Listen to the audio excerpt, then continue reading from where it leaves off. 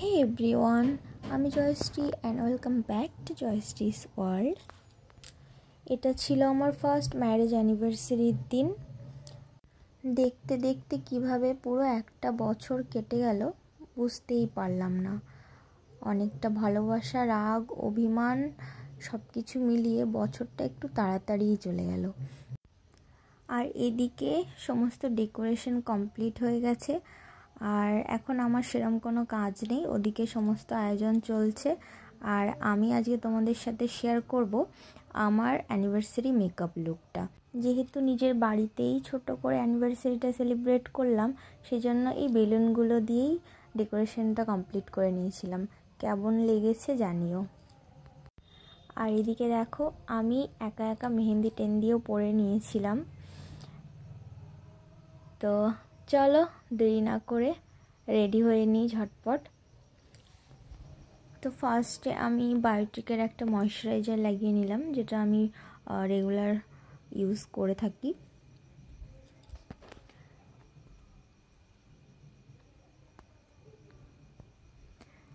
তারপর দেখো এই ময়শ্চারাইজারটা আমি লাগিয়ে নিচ্ছি। আমি নর্মালি মেকআপ করি না, কিন্তু আজকে ভাবলাম একটু করি, জাস্ট হালকা একদম, যেহেতু ঘরের মধ্যেই সব কিছু হচ্ছে। তো একটু তাড়াতাড়ি করারই চেষ্টা করছিলাম, কারণ এদিকে বর চলে আসবে, এসে ডাকাডাকি করবে। তো আমার মেকআপের সময় কেউ আমার পাশে থাকলে আমার খুব ডিস্টার্ব হয়। যাই হোক, তো দেখো আমি এখানে ডট অ্যান্ড কের আরও একটা ময়শ্চারাইজার আমি লাগিয়ে নিলাম। তো এটা লাগানোর পর মুখটা ভীষণ সফট হয়ে যায়। এরপর লাগিয়ে নিলাম কালার বারের প্রাইমার। আর ওদিকে আমি ঘরের ভেতর থেকেই কথা বলছিলাম বরের সাথে, আর সে বাইরে থেকেই কথা বলছিল, কারণ আমি দরজা লক করে দিয়েছিলাম। তো এখন আমি লাগাবো এই ফাউন্ডেশনটা, এটাও কালার বারের। আমি আজকে দুটো ফাউন্ডেশন ইউজ করব। তো এটা দেখো একটু বেশি পড়ে গেছিলো। যাই হোক, এটা একদম আমার স্কিন টোনের সাথে।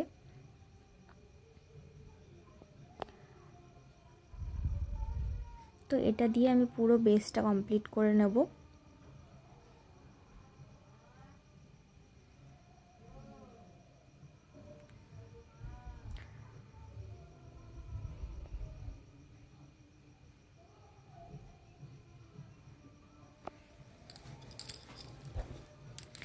তো হয়ে গেছে আমার বেস রেডি। আর এখন আমি একটু কনসিলার এই ফাউন্ডেশনটা দিয়েই আমি করে নেব। এটা ছিল মাম্মা আর্থের একটা ফাউন্ডেশন, এটা দিয়েই আমি করে নিচ্ছি বাকিটা।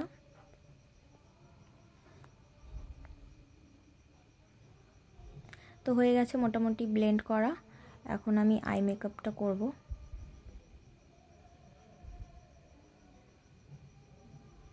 আর এই যে ব্লাশারটা, এটা আমি আমার বিয়েতে কিনেছিলাম, কিন্তু সেরকম করে লাগানোই হয় না। নর্মালি তো আমি লিপস্টিক দিয়েই ব্লাশারের কাজটা করে নিই, তাই জন্য এটা পরেই থাকে ঘরে।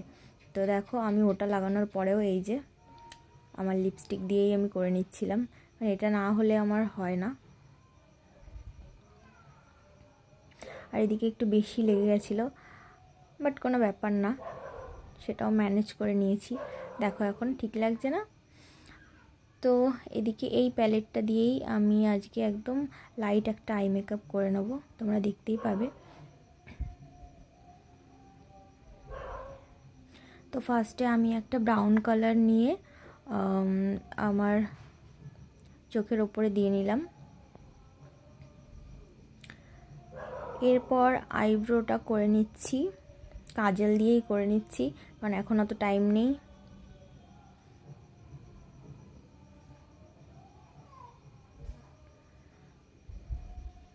আমি মাঝে মাঝে ভাবি অনেক মেকআপ ভিডিও করব, কিন্তু আমি এত কুড়ে যে আমি সেগুলো করে উঠতে পারি না।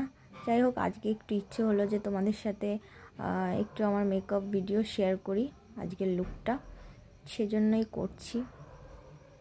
তো দেখো আইব্রোটা হয়ে গেছে, আর এখন আমি লাগিয়ে নিচ্ছি কাজল। এটা ছিল মেবলিনের কাজল বোধহয়।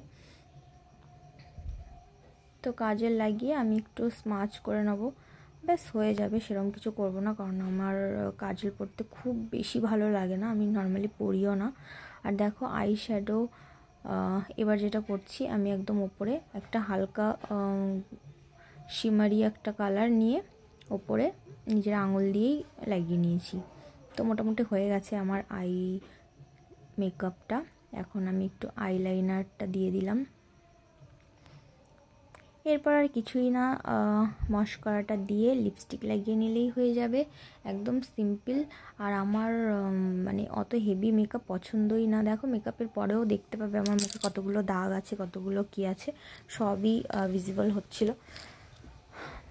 তো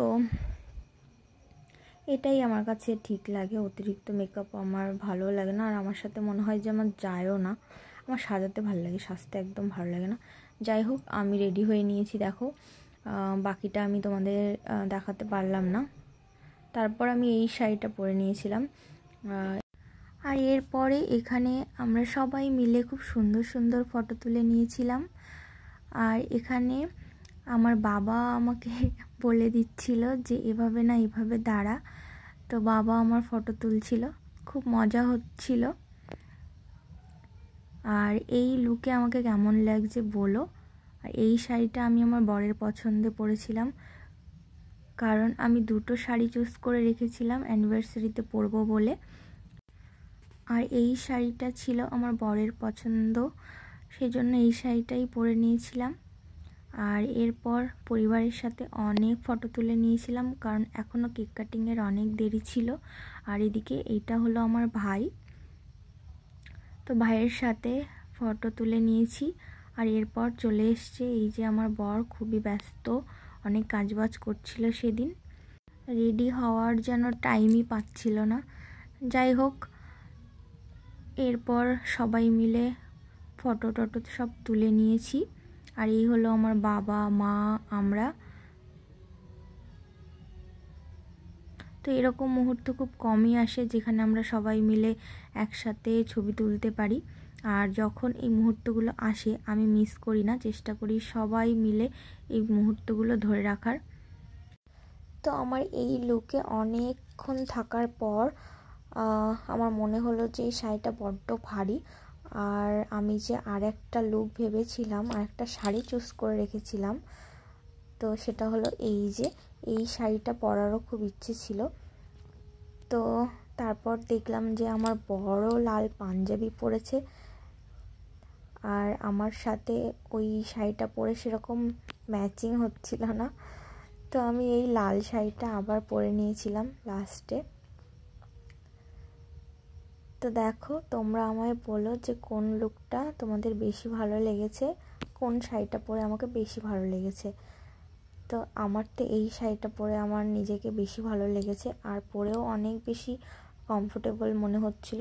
খুবই হালকা শাড়িটা, ভীষণ সফট, পরে খুব আরাম লাগছিল। আর ওই শাড়িটা ছিল অনেকটা ভারী, আর শাড়িটা পরে আমাকে অনেক বেশি মোটাও লাগছিল, যদিও আমি অতটাও মোটা না।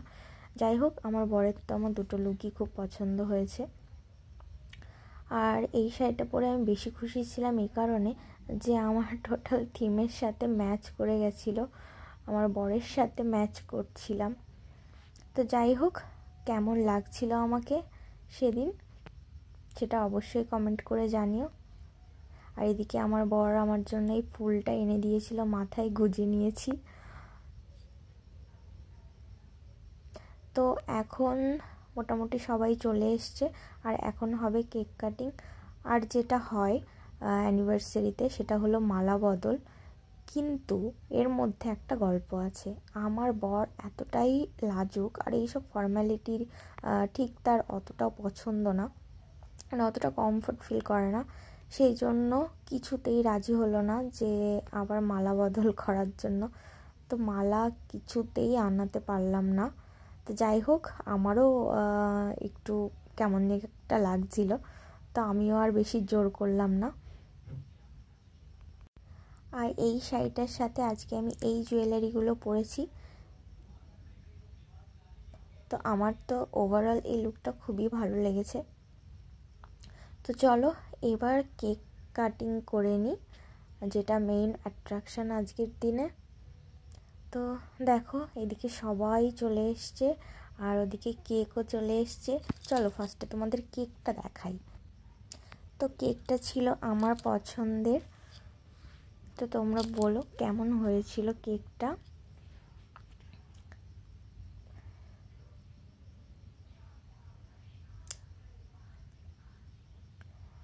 তো এই হলো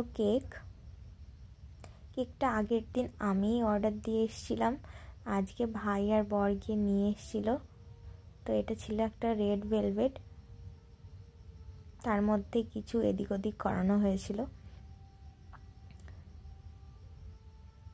তো আমার তো খুব ভালো লেগেছিল কেকটা, তোমাদের কেমন লেগেছে? আর আমার মনে হয় রেড ভেলভেট কেক সবারই অনেক পছন্দ। আর এদিকে তোমাদের একটা জিনিস দেখাই, দোকানদার এই কেকের সাথে আজকে আমাদের অ্যানিভার্সারি, বাট অ্যানিভার্সারিতে একটা মোমবাতি দিয়েছে, দেখো হ্যাপি বার্থডে লেখা মোমবাতি। যাই হোক, আমি অনেক আগেই অর্ডার দিয়ে রেখেছিলাম এই মোমবাতিগুলো, কি সুন্দর না? তো এই মোমবাতিগুলোই আজকে এর ওপরে সাজানো হবে। আর এই দেখো লুকটা কেমন লাগছে। আর এদিকে হলো আমার মা, যে কোনো অনুষ্ঠান হোক, যে কোনো অকেশান হোক, সেটা ভাইফোঁটা থেকে শুরু করে রাখি, জন্মদিন, এমনকি দেখো আজকে অ্যানিভার্সারি আমাদের, সেখানেও বরণগুলো নিয়ে হাজির। কারণ ওনার মতে, আসলে ওনার মতে না, আমাদের বাঙালিদের মতে যে কোনো অনুষ্ঠানে এই যে একটা আশীর্বাদ পর্ব, বরণ পর্ব, এটাই হলো সবথেকে আসল।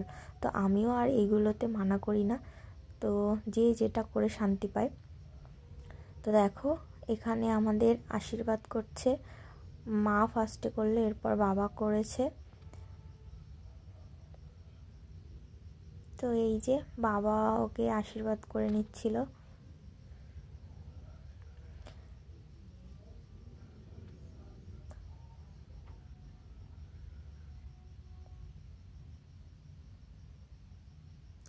তো হয়ে গেছে এখানে সবার আশীর্বাদ। আর এবার ফাইনালি কেকটা কাটা হবে। আর এই মোমবাতিগুলো আমার সব থেকে বেশি পছন্দের ছিল। আমি ফার্স্টে ভাবছিলাম যে এগুলো জ্বলবে তো, কারণ এর আগে আমি এই মোমবাতিগুলো ইউজ করিনি। আর এদিকে এখন আমরা ভাইয়ের জন্য ওয়েট করছিলাম, কারণ ভাই একটু আসতে লেট করছিল। তো ওই যে বললাম, কেক কাটিংয়ের পরে ইচ্ছে ছিল মালা বদল, তারপর যা যা হয় আর কি অ্যানিভার্সারিতে। তো সেটাতে আমার বর একদম মানে খুবই লজ্জা পাচ্ছিল, সেজন্য মালা আনতে দেয়নি, জোর করেও আনতে দেয়নি। তো যাই হোক, আমিও আর জোর করিনি। তো কেক কাটিংয়ের পরে সবাই মিলে খাওয়া দাওয়া করলাম, খুব আনন্দ করলাম। এভাবেই আমার অ্যানিভার্সারিটা খুব ছোটোখাটোভাবে ফ্যামিলির সাথে, আরও কিছু প্রিয়জনের সাথে সেলিব্রেট করলাম। তো তোমাদের কেমন লাগলো আজকে আমার এই অ্যানিভার্সারির ব্লগটা, অবশ্যই কমেন্ট করে জানিও। আর এই যে এখানে কয়েকটা চকলেট ছিল, যেগুলো একটা পুচকু সোনা আমাকে দিয়েছিল, কিন্তু আমি আবার ওদেরকে দিয়ে দিয়েছি, আর এই একটা আমি নিজের জন্য রেখেছিলাম। আর এখানে আবারও কিছু ফটো তোলা হচ্ছিল, যেহেতু এখন একদম আমাদের দুজনকে বেশ একটু কাপল মনে হচ্ছিল, কেন কি একদম ম্যাচ করে পড়েছি দুজনে, লাল লাল। তো আবারও আমরা কিছু সুন্দর ফটো তুলে নিয়েছিলাম, তো সেগুলোই তোমরা দেখো, এনজয় করো।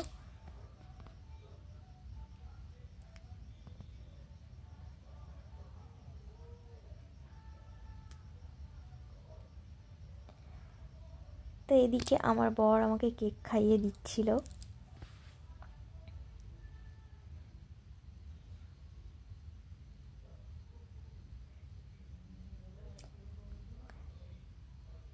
আর এখানে আমরা যে ফটো তুলছিলাম, সামনে ফটোগ্রাফার অনেকগুলো ছিল, তো কোন দিকে তাকাবো বুঝেই উঠতে পারছিলাম না। সত্যি ফটোগুলো খুব সুন্দর হয়েছে। আমার কাছে পরে আর সেরকম ভিডিও ক্লিপ ছিল না, সবাই ফটোই তুলছিল, সেজন্য আর বেশি কিছু শেয়ার করতে পারলাম না। এরপর সেরকম কিছু ছিল না, এরপর ছিল খাওয়া দাওয়া, তারপর আর কি। তো কেমন লেগেছে আমাদের দুজনকে অবশ্যই জানিও।